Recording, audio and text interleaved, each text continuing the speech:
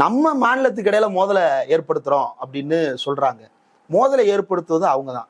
பீகாருக்கு அதிக நிதி ஒதுக்கி தமிழ்நாட்டுக்கு ஒதுக்காமல் இருப்பதன் மூலமாக 2 மாநிலத்துக்கும் இடையில ஒரு டென்ஷனை கிரியேட் பண்றது ஒன்றிய அரசு.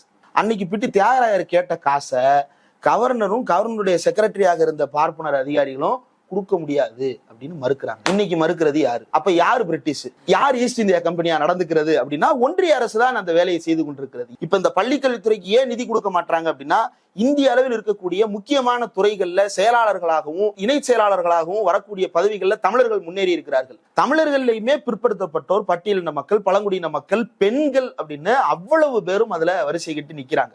ஒரு குறிப்பிட்ட பிரிவினர் மட்டுமல்லாமல் என்னடா தமிழ்நாட்டில இருந்து ஆள் வர்றாங்கன்னு பார்த்தா தமிழ்நாடே வந்து நிக்குது அப்படின்றதுதான். தமிழ்நாடுன்றது இவங்க எல்லாரையும் உள்ளடக்கியது. அப்ப மேல உயர போக போக இவங்க எல்லாருமே போறாங்க. அதுக்கு காரணம் தமிழ்நாடு கொண்டு வந்த இந்த முற்போக்கான திட்டங்கள்.